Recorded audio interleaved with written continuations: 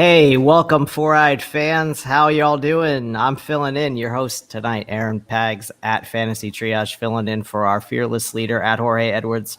Jorge behind the scenes tonight, kind of on the ones and twos, mixing in the music when we start and running the board. So thanks, Jorge, for doing that for us. We really appreciate it. Of course, welcome to our usual typical Wednesday night show where we've been here for you every single week in the NFL season to give you our four-eyed starts and sits. I'm joined, as always, by the best co-host in the business at Nate Markham. What's up, Nate? Hey, Aaron. It's good to see you, buddy. It's good to, maybe we just shut Todd and David out and we talk baseball. How about that? Do. Oh, my God. Hey, Cardinals do it winning too. right now. I'm ready. Exactly. I do have one question, though. Is Jorge able to mute my mic when I go on my Ryan Tannehill? Yep, there's your answer, Nate. That's a yes. That's clearly a yes. Well, of course, a not distant relative of the Fantasy and Frames family, one of our own now. We can call him one of our own, right? David Ibrahim of at Fantasy Go. What's up, David? How you doing, man? What's up, fellas? I think I've been here so long, I'm claiming squatters' rights. So you do have squatters' rights on the screen, that's for sure. So. And Mr. Slot Receiver, Mr. Targets, Mr. Everything. Todd, what's up, Todd? At Todd1006. If you're not following him, you are missing out on some really good content.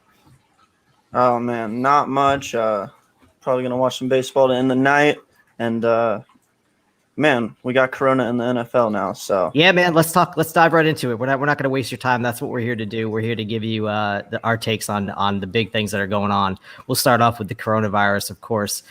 Titans players, Titans staff testing positive after last week's game against the Vikings. The NFL has kind of bummed it a little bit, but also kind of let us know that for at least Sunday, the game is postponed, and they will hopefully make it up on Monday. David, you heard anything other than that? So it's Monday or Tuesday, I've heard. The big thing, fantasy football implication I'm worried about is how does that impact waivers? Because you're pretty much going to have to be on it straight away.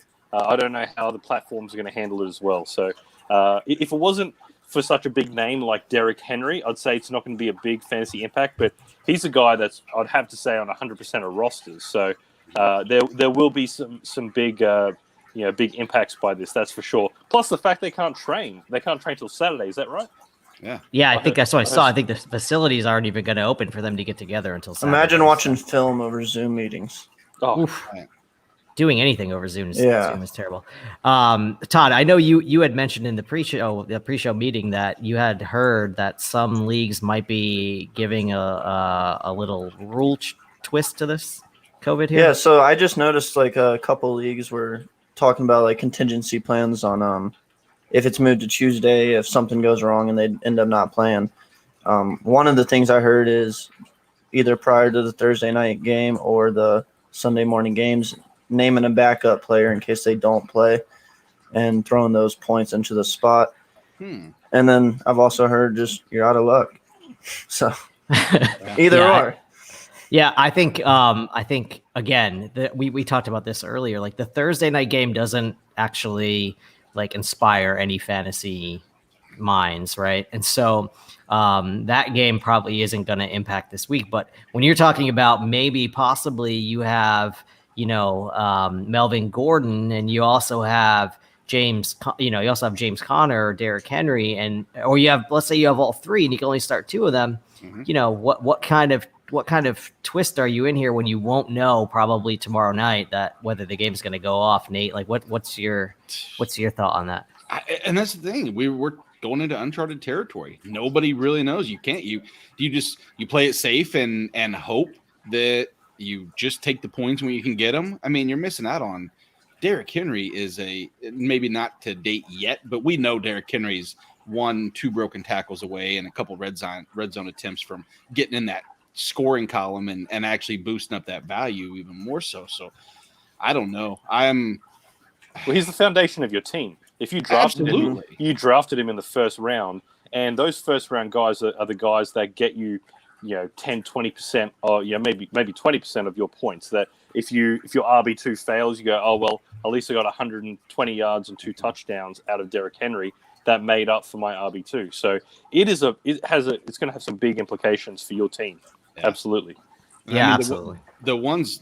The big money leagues, not that that's any more valuable than your free local league with your family members, but I mean, when you have $1,000 league or huge investments, that's rough. I've heard people clamoring and complaining already about getting their money back when you paid the dollar amount, you knew what you were getting into. That this is a possibility.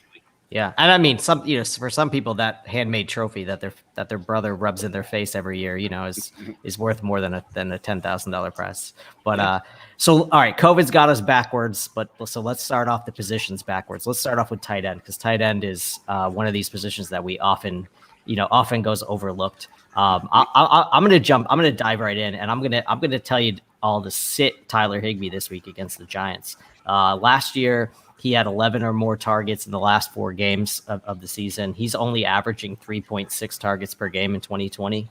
And the Giants, look like a cakewalk for most teams, but they've been pretty good against the tight end this year. No touchdowns and less than 49 yards per game to that position. So that might be the one position that you can't really exploit against the Giants, and Higbee's just not getting the volume. David, you got a tight end that you want to sit this week? I do, and it's Jimmy Graham. Now, I know he came off a 2-touchdown performance last week, but the week before, he got 1 catch for 18 yards. He saved his fantasy day the week prior to that with a touchdown, but I believe it was only about 27 yards he got. So if he's not scoring a touchdown, he's letting you down big time. So just be very cautious of that. That was a high shootout game. Especially with the Falcons, who allow everyone to score. So I'm not expecting Jimmy Graham to continue that role. And do you have a tight end you want to start over Graham? I know you guys are going to hate me, but I'm saying it. It's Gronk. Gosh. I wish I could show you my notes. I'm all over Gronk this week, too. I'm glad. I knew I could set you up for that. Mm-hmm. To 7. And I don't know if you guys saw the game.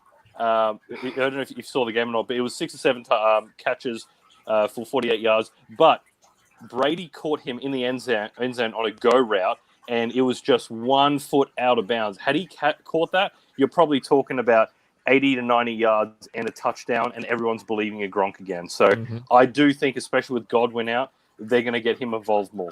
Love that call. Absolutely love that call. Todd, tight end you want to sit? I really agree with David with Jimmy Graham, but I'll go ahead and give you Zach Ertz. The 49ers have only allowed 5 catches to the position for 40 yards. No touchdowns. They've been pretty stout against tight ends. So Zach Ertz typically a stud tight end to start every week. So you got somebody that I can pick up off my waivers or something to put in for Zach Ertz? Yeah, I actually am going to – do it. You got it. Waivers, I don't know. TJ Hawkinson, I don't know if it's waivers, but that was going to be my start for the week. I mean, depends on your league. I mean, most leagues I'm in, he's not on waivers, but that's my start for the week. He's playing the Saints. That's my team, but we have been terrible against tight ends. We've given up the most fantasy points to the position. We've allowed more receptions and receiving yards than any other team, and we've also given up 4 touchdowns through 3 weeks to tight ends. So he looks like he could be in for a big week. Nate, I'm going to save the best for last here. Who are we sitting? Well, I'm not real big. As much as I like in most setups, I'm not feeling Hunter Henry this week. It's mostly matchup based. The Bucs this year have been extremely stingy against the tight end. I mean, they've allowed 4 points on average per week. Now, the rapport with Justin Herbert is slowly growing. I think that it's going to continue to get better. Justin Herbert's really impressed me so far, but I'm kind of fading Hunter Henry. The problem that I have is my start. If I had to choose between the two, is even more in a dilemma. I like Eric Ebron this week in terms of the matchup against the Titans, because the Titans are allowing 11 points a week to the opposing tight ends. The problem that we have is exactly what we just got done talking about. You can't start Eric. You can't rely on Eric Ebron. You have to pivot from there. No matter how good you think his week's going to be, you're going to get burnt maybe at running back. You can't afford to get burnt at a position like tight end. Even though it's not the highest scoring, that's an easier pivot than any of the other ones. Yeah, absolutely. COVID impacts, like you said, these are the types of decisions, right? Like Eric Ebron, you want to play this week. and you want to sit Hunter Henry, if you drafted Henry and you added Ebron late or picked him up off of waivers or whatever you did, like you don't have that option this week because of the COVID, and so and Henry and Ertz are top tight ends, like top those tight are, ends, sure, like yeah. So I mean, you're probably going to have to start them, but I mean, they are guys that they have tough matchups. Sure. Quick honorable mention to Mo Alley Cox. If you have to start him, but just pump the brakes. I'm saying he got a big run last week. I mean, he broke off for about a 50, 60-yard run. I forget exactly what it was, but I believe Jack Doyle's coming back this week. Correct me if I'm wrong. So I expect still him to get worked in, but Jack Doyle really gets a lot of those underneath routes where I don't think Mo Alley Cox is going to be able to take advantage of it. Yeah, Doyle played sparingly last week.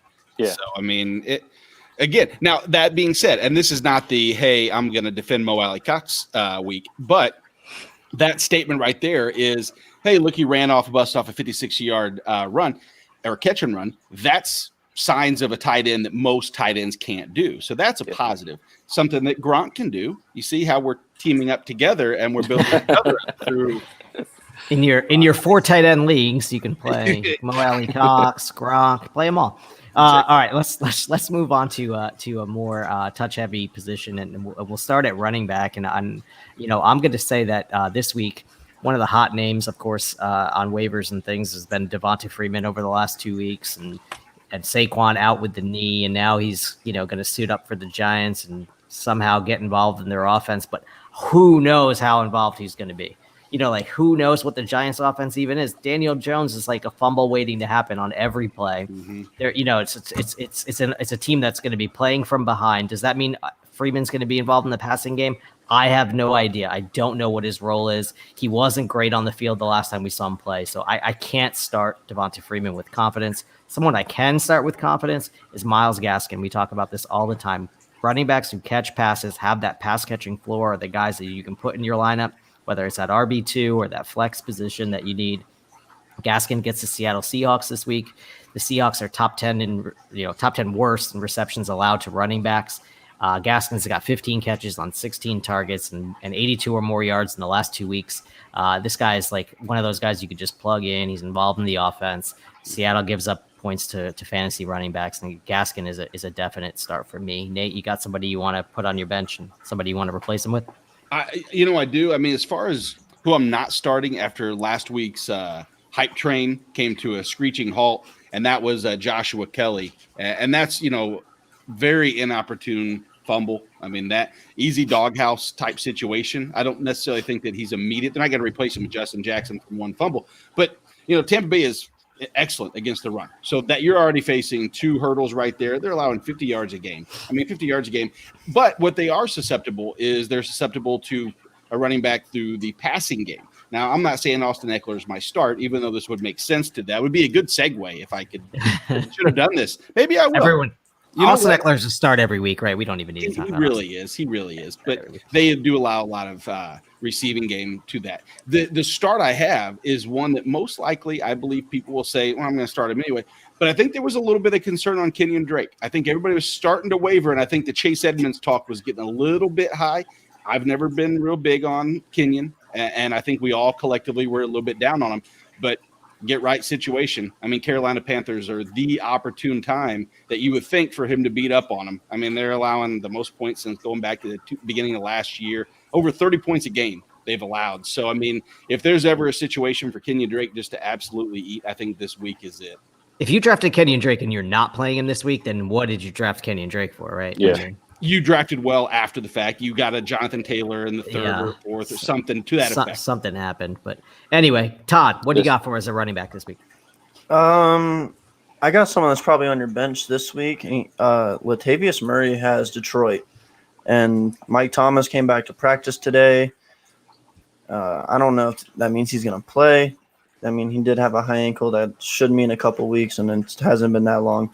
But Detroit's given up the 3rd most rushing yards on the season to running backs. So I think Latavius Murray's – Alvin Kamara has been racking up the touches. And as a Saints fan, I really kind of want them to slow down a little bit. I mean, it's Detroit. I mean, it's Matt Stafford and everything, but that defense is terrible. I'm expecting a lot of runnings.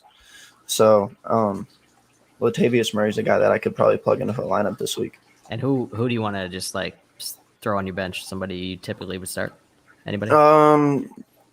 Detroit and Baltimore backfield is just, I don't even want anything to do with it right now.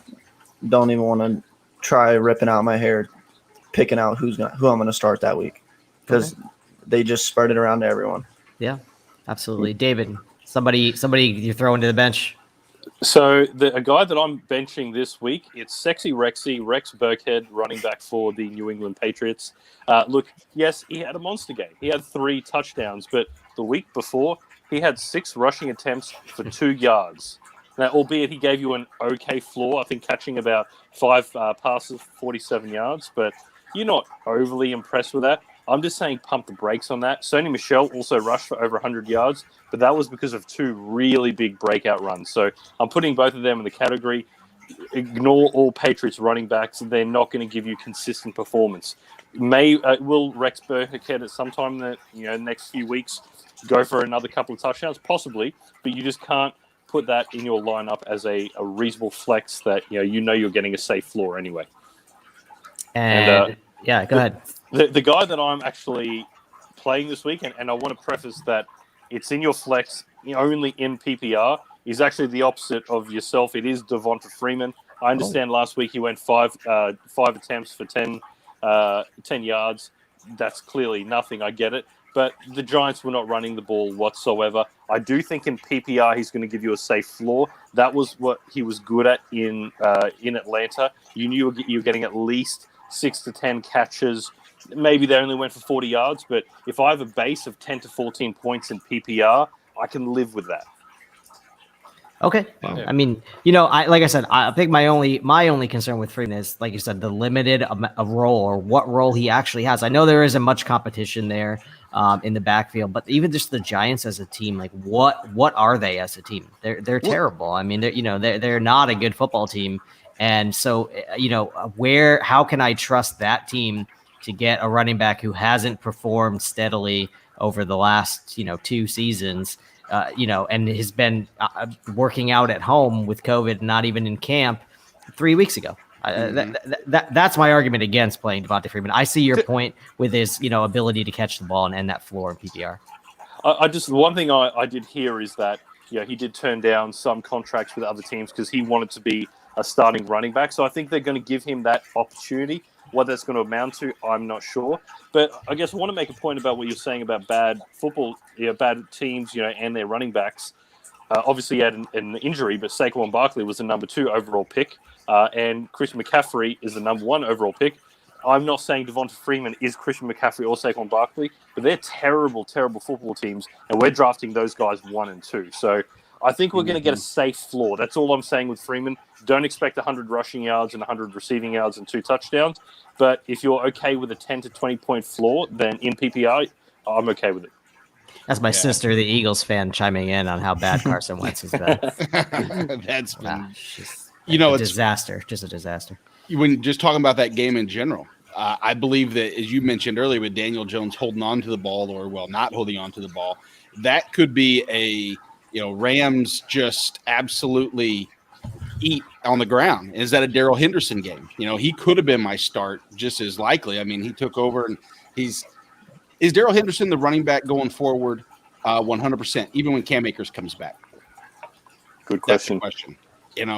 That's a great question. That is a possibly fantasy title type of question, right? Mm-hmm. Picking up getting that Rams running back that is gonna control the touches in that offense. How easily they move the ball down the field through the air, and the Rams running back that doesn't catch passes, as Todd told us on Monday, but will get those ground carries and those goal line touches in a high powered offense that could help you win your league. The one running back I want to say, are you guys scared about? And this is a guy I was very high on before the season. I'm scared about Todd Gurley. If he didn't get you that touchdown over the weekend, you were having a really bad fantasy day. I mean, that was Todd Gurley last year, though, right, David? Like, if Todd Gurley didn't score those touchdowns last year, he was a nothing. It's true. I mean, he was only getting 70 scrimmage yards, but he was typically getting you a touchdown and 70 scrimmage yards, so you can live with it. But that really is Gurley. If he doesn't find the end zone, it's a poor day. I didn't add Brian Hill anywhere, did y'all?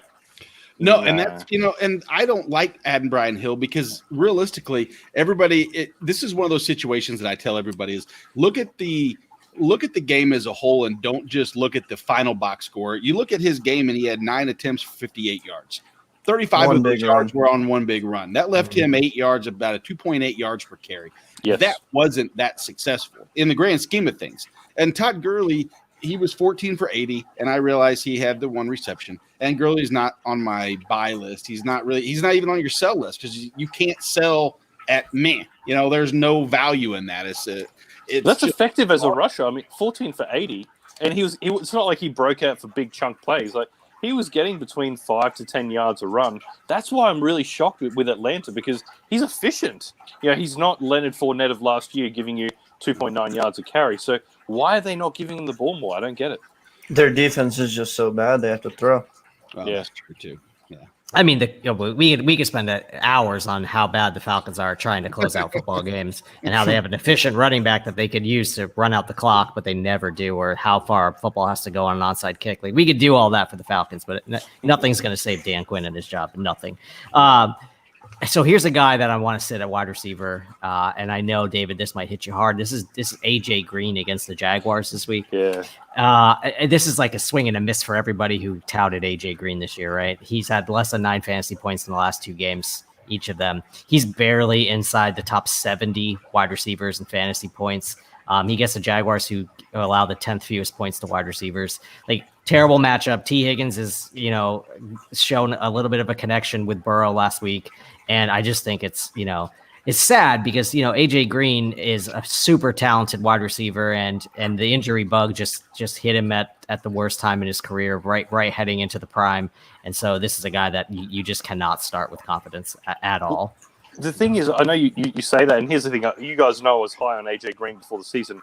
I'm not now. He's getting the opportunity. Every game, he's gotten at least 7 to 9 targets. The Thursday night game last week, I believe he got 13 targets. If you're getting 13 targets, you should be getting either close to 100 yards and a touchdown. That means he got 29 yards. So he's getting the opportunity.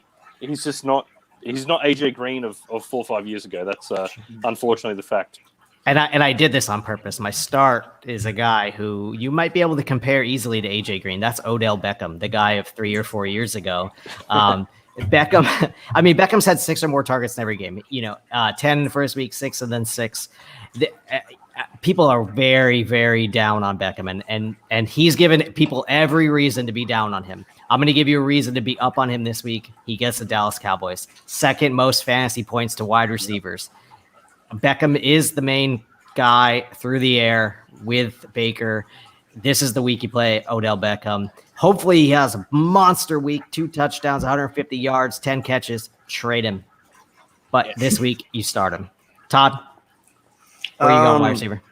Hunter Renfrow. That's who I'm starting this week. He has the Bills. They've been getting torched by slot receivers. Week 1, Crowder had 7 for 115 and a touchdown.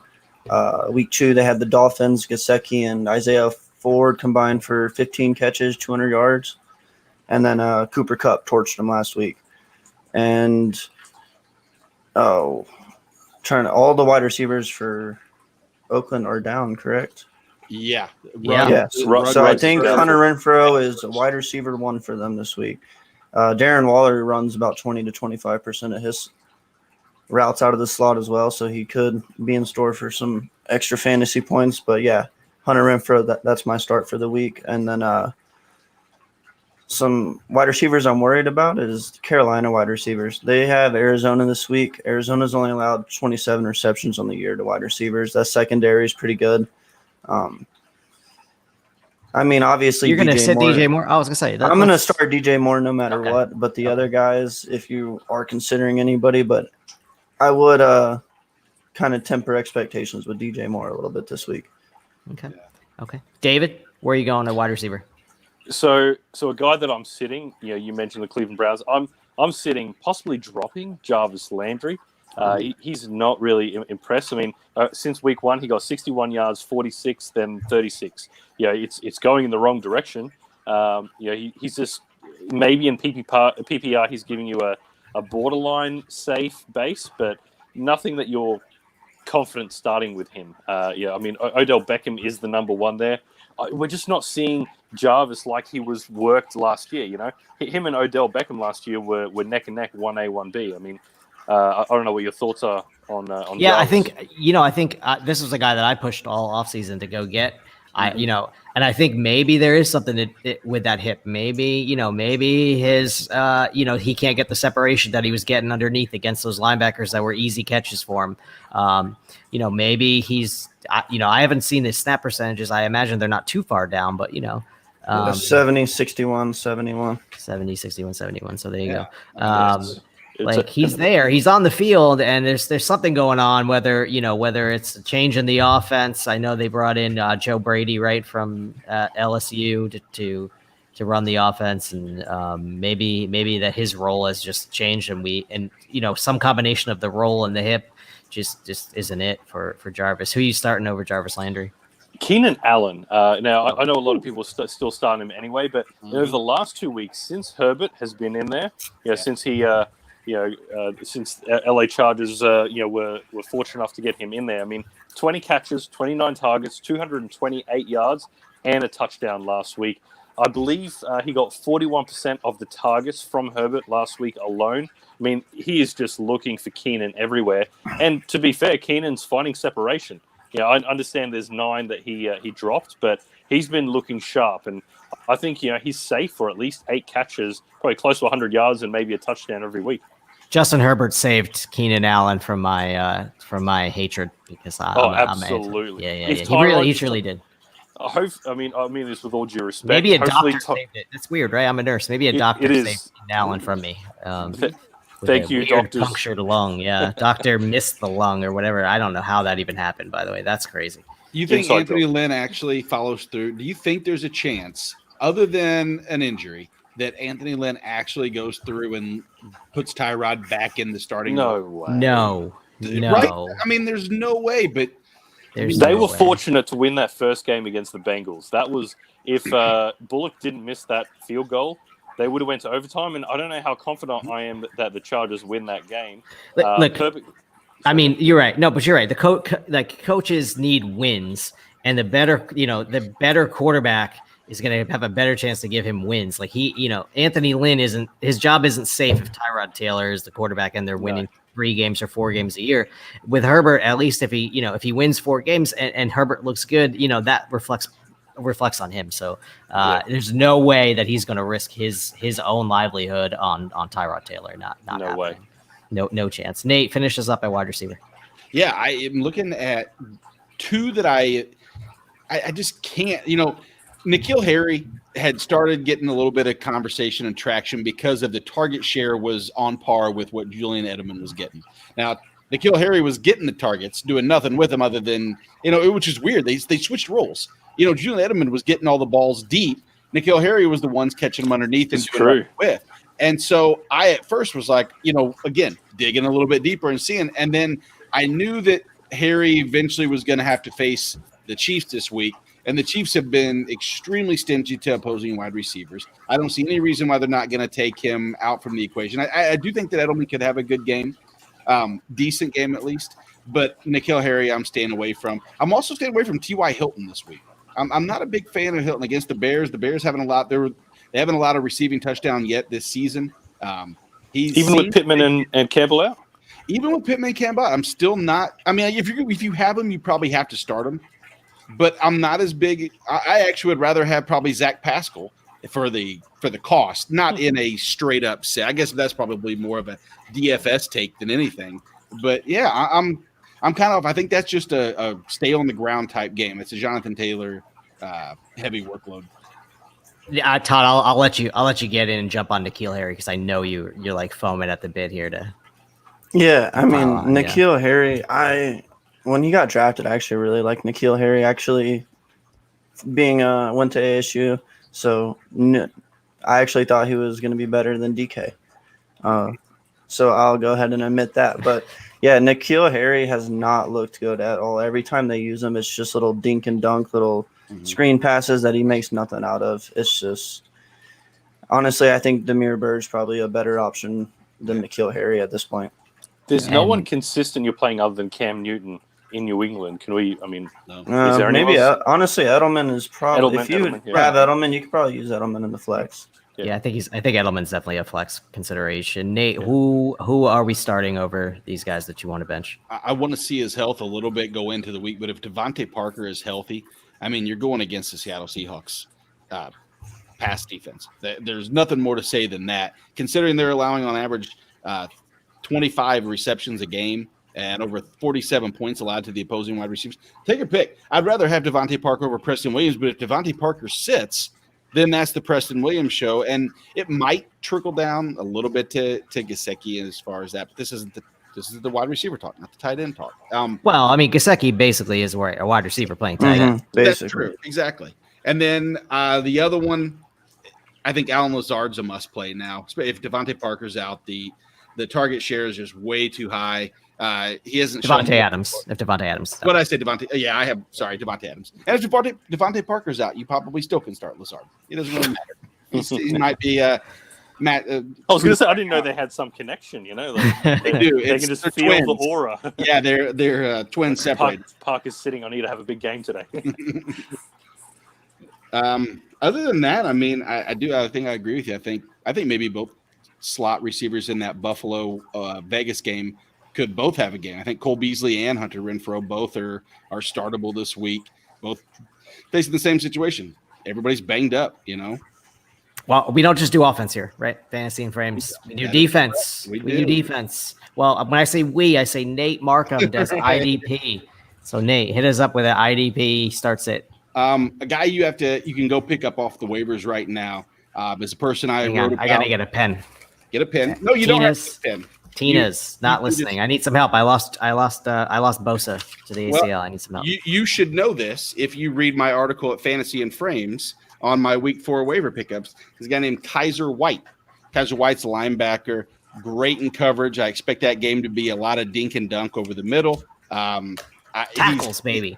Tackles. Exactly. And passes defense. He was actually in our sleeper eligible league. He's I think defensive back and linebacker eligible. So if you can get the pass defenses in that game, I think he's worth especially looking into. As far as sitting anybody, I'm sitting every Kansas City Chiefs linebacker. Probably not rostered on anybody's team, but here's the reason why. You want to talk about a running back by committee with the running backs, and we hate that situation. Linebacker by committee, get out of here. If you were trying to get people into IDP, having them take a share of a KC linebacker sucks.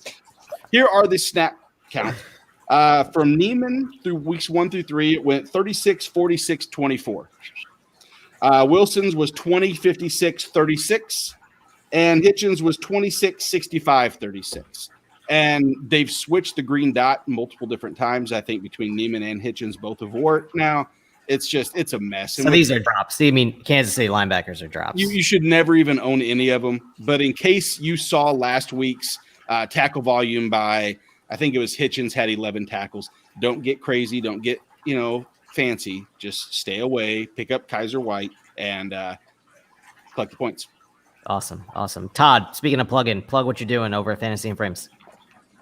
I have a matchup article coming out every Thursday, so be looking out for that tomorrow. Awesome, David. Tell everybody how they can find you on Fantasy Go and what you're all about.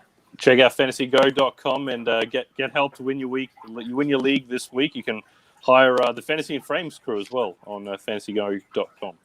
Great product, David. David's a humble guy. It's an awesome product. So we head over to Fantasy Go and go find. If you don't like what Jorge says or what I say or what Nate says, find your favorite fantasy expert and hire Todd. Just quickly, Yeah. I know we that. might have missed it, but my sit for the week with quarterback was Danny Dimes, who's now more like Danny Rupees. I'm not starting him at all, so he's probably droppable. I just forgot to mention that. Anybody else got a quarterback they want to throw away? Carson Wentz, sit. Carson Low Wentz. end, Yeah, low I end mean- QB2 now. So easy. Start Ryan Angela. Fitzpatrick. I mean, Ange, you nailed it. Wentz is gone, done. So yeah, But Fitzpatrick, you can start this week Yeah, Fitzpatrick. against Atlanta. The Atlanta is I know, man. yeah. I mean, 439 yards per game they allow. That's an incredible number. it's like, Staggering. seems hard to do. It does. I don't remember each quarterback against them getting 439 or more. It's like I don't even remember. Did you watch the fourth quarter of any of those games? Yes, Yeah. exactly. And Yeah, Nick Cam's Foles- the only one Hey, that threw actually- for under 400, but he rushed for 2. So While we're on the topic, is anyone starting Nick Foles? No, he's actually another. I am not. He's not against Indy. I don't like it. David, you're starting Nick Foles. In a 2 QB league, obviously, yeah, but I don't know. I want to see 1 week. I'm worried he's going to have a big game and his value is going to go up too much. But It's If interesting. you- Yeah, go ahead. if you have room on your bench, put him there just in case. But I'm probably not starting him. It's interesting because we talked about this on the Monday show. You go back and listen. We talked about quarterbacks in general and how it seems like this season that if you picked a quarterback semi early or earlier than most people would want you to, you probably nailed it unless you had Deshaun Watson. Pretty much the top quarterbacks are playing like the top quarterbacks. Absolutely. Mhm. And then you kind of have these guys who you waited on, the Wentzes, the Rivers, those types of guys who've just been like you don't want to play them. And then you look at the waiver wire and you see the Ryan Fitzpatricks and you see the Joe Burrows, the guys who are constantly putting up fantasy points at the quarterback position. Just because you wait on your quarterback, you are not smarter than the rest of your league. Go pick up the guy, plug him in. Chances are you're the only one bidding on him. You could probably get him as a free agent because everyone else's quarterback is outplaying their draft slot right now. So, but don't be the one who's losing at the quarterback position every single week by 10, 15 points because you're starting the guy that you picked in the 10th round. That is just silly. That's bad playing. Like in season management, that is not how you do it. So, anyway, guys, this was really fun. Jorge, thanks for letting me sit in and fill in the host chair. It's been a while. It's been quite a trip for the last couple weeks here. So I'm excited to be back, and it was a great night to save fantasy football live. So thanks everybody, and have a great night. See you guys.